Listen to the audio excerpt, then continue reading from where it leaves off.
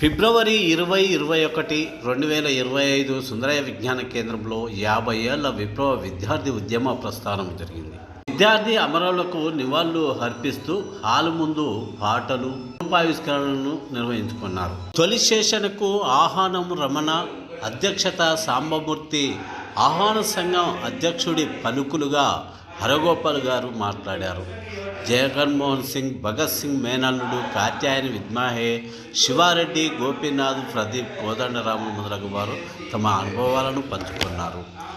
రెండవ సెషన్లో సామ మల్లారెడ్డి, అరుణ, పూర్వ విద్యార్థుల అనుభవాలు, తుషార్, కాంతు, పద్మ, కొండిపర్తి, ఆయుబ్, కవ్వ లక్ష్మారెడ్డిలు ప్రసంగించారు. విప్లవ విద్యార్థి సంఘం ఆవిర్భావము, దాని నేపథ్యం గురించి ఎన్ వేణుగోపాలరావు గారు వివరించారు. విప్లవ విద్యార్థి సంఘం యొక్క చరిత్ర, సైద్ధాంతిక నేపథ్యం రవి నార్ల గారు వివరించారు. 21వ దశాబ్దంలో విద్యార్థి ఉద్యమాలు శివసుందర్ గారు మొదలగు వారు ప్రసంగించడం జరిగినది. కళాకారులచే ఆటలు పాటలు నిర్వహించారు. ఈ సందర్భంగా ఒక అంచనా వేసుకుంటే ఆ రోజు విప్లవ విద్యార్థి సంఘాలలో పనిచేసిన వారే ఈరోజు ఒక జడ్జి, డాక్టర్, లాయర్, సామాజిక కార్యకర్త, నాయకులయ్యారు. కానీ ఇప్పుడు కొంతమంది మాత్రం విప్లవ విద్యార్థుల్లో పనిచేస్తే అది దేశద్రోహం అవుతుంది, విధ్వంసకులు అవుతారు అని మాట్లాడటం ఎంత హేయమైన చర్యో వీళ్ళను చూసైనా అర్థం చేసుకోవాలి నేటి యువత.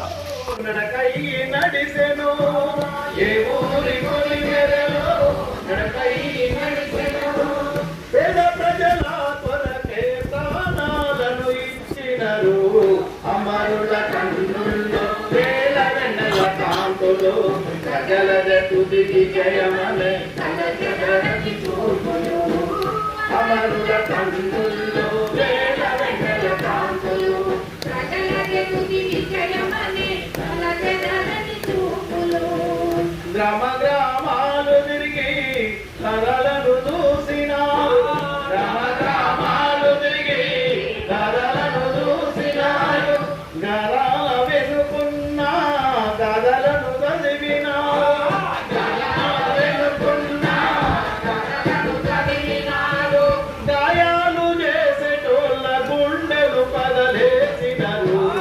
అమరుల కన్నుల్లో వేల వేల కాంతులు, తుది విజయమని తొలగలని చూపులు, అమరుల కన్నుల్లో వేల వేల కాంతులు, కదలని తుది విజయమని తొలగలని చూపులు. భూమి లేనోళ్ళకే భూములివ్వాలన్నారు, భూమి లేనోళ్ళకే భూములివ్వాలన్నారు, భూములేనోళ్ళకే భూములను పంచినారు, భూములేనోళ్ళకే భూములను పంచినారు. ప్రాణమున్నంత వరకు దున్నుకొని బతుకమనే అమరుల కన్నుల్లో వేల వెన్నెల కాంతులు, కదలగే తుది విజయమని తొలగని చూపులు, అమరుల కన్నుల్లో వేల వెన్నెల కాంతులు, కదలగే తుది విజయమని తొలగని చూపులు. అడవంత కలదిరిగి అడవి బిడ్డల కలిసి, అడవంత కలదిరిగి అడవి బిడ్డల కలిసి, అడవంత కలదిరిగి అడవి బిడ్డల కలిసి, అడవంత కలదిరిగి అడవి బిడ్డల కలిసి, ఆదివాసి బతుకుల్లో అంధకారము చూసి, ఆదివాసి బతుకుల్లో అంధకారము చూసి, జనతన సర్కారు నడిపి జనము కోసమే నిలిచిన అమరుల కన్నుల్లో వేల వెన్నెల కాంతులు, ప్రజలకి తుది విజయమని తలచగరని చూపులు, అమరుల కన్నుల్లో వేల వెన్నెల కాంతులు, ప్రజలకి తుది విజయమని తలచగరని చూపులు. శ్రామిక శక్తి ముందు ఏ శక్తి నిలువదని, శ్రామిక శక్తి ముందు ఏ శక్తి నిలవదని, ఎర్రజెండ వెలుగులోన చీకటే తొలుగునని,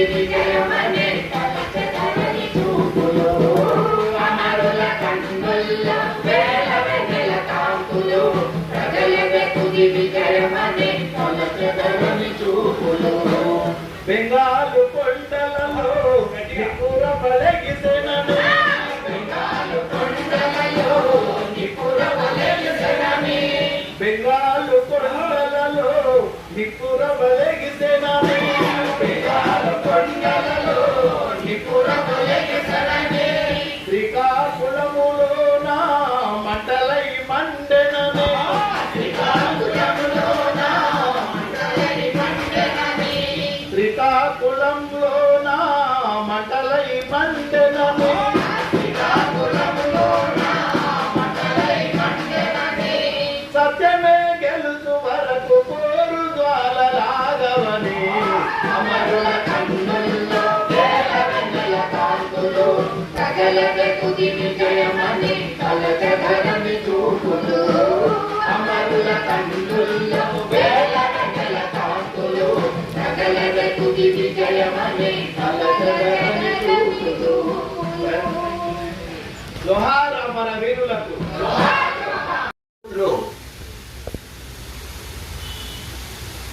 ఆ సంవత్సరమే విశ్వ హిందూ పరిషత్తు రెండో మహాసభ ప్రపంచ మహాసభ జరిగింది. వెంటనే మధుసూదన్ రావు గారు దీని మీద మనం ఒక పాంప్లెట్ చేసి ఊరంతా పక్కన పంచాలి.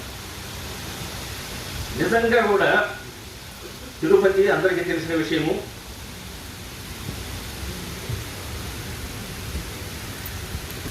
విశ్వ హిందూ పరిషత్తుని ప్రతిష్ఠించడం చాలా కష్టమైన పని కూడా అనుకోండి. ఆ పాంప్లెట్ అన్నీ వేసి డిస్ట్రిబ్యూట్ చేసి దాన్ని ప్రకటించడం జరిగింది. ఆ సందర్భంలో విద్యార్థులకు సంఘం ఏర్పడితే మంచి అవకాశం ఉంటుంది. విద్యార్థుల ద్వారా ఇప్పుడు ఉద్యమాన్ని గురించి ప్రచారం చేసేదానికి అవకాశం ఉంటుంది. నేను మధుసూదన్ రావు గారు, భూమన్ను, మిగిలిన మిత్రులు కరుణాకరులు అందరం కలిసి 1972లోనే సమావేశమయ్యి విద్యార్థుల్లో సంఘాన్ని ఏర్పాటు చేద్దామని నిర్ణయించుకున్నాము. ఆ సందర్భంలో ఏ రకమైనటువంటి పేరు పెట్టాలి అనే ఉద్దేశంలో ఆలోచన కూడా వచ్చింది.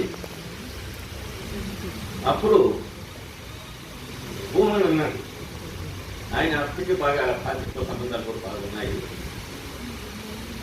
ఇప్పుడు రెవల్యూషనరీ స్టూడెంట్స్ యూనియన్ కట్టారు.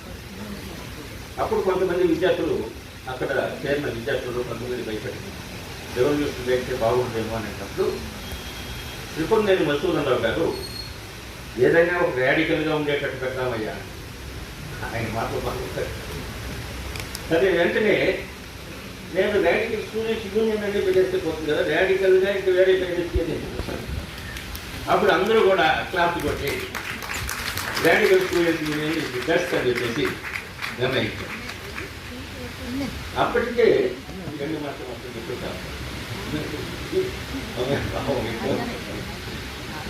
అప్పటికే వరంగల్, హైదరాబాదు ప్రాంతాల్లో టీడీఎస్లు ఉండడం, టీడీఎస్ బలంగా పనిచేస్తూ ముఖ్యంగా చంద్రపుల్లారెడ్డి గ్రూపుకు సంబంధించిన వాళ్ళు, మన అప్పుడు పీపుల్స్ వారు లేదు, మార్క్సిస్ట్ లెనినిస్ట్ పార్టీకి సంబంధించిన సీతారామయ్య గ్రూప్కి సంబంధించిన వాళ్ళు అందరూ కలిసి లిమిటెడ్ యాక్టివిటీస్ టేకప్ చేస్తున్నారు. చెప్పండి కదా, వరవరు రాబోతున్నారు ఇక్కడ అనివార్యంగా లిమిటెడ్ యాక్టివిటీస్ వస్తాయి.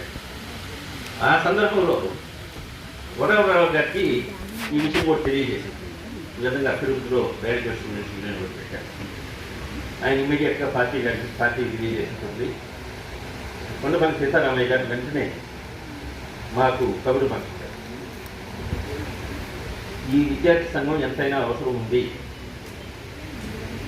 కాబట్టి మీరు ఆ విద్యార్థి సంఘాన్ని రాడికల్ స్టూడెంట్స్ యూనియన్ని కొనసాగించండి, అవసరమైతే అది ఆంధ్రప్రదేశ్ రాడికల్ స్టూడెంట్స్ యూనియన్గా కూడా రూపుదిద్దుకునేటట్టు చేస్తాం. ఎందుకంటే అప్పటికే విద్యార్థుల్లోనూ ఇది ఒక పెద్ద సమస్య వస్తూ ఉంది. విప్లవ పార్టీలన్నీ కూడా విప్లవాన్ని గురించి మాట్లాడుతున్నాయి, ప్రజా సంఘాల గురించి మాట్లాడుతున్నాయి. ఐక్య సంఘటన గురించి మాట్లాడుతున్నాయి.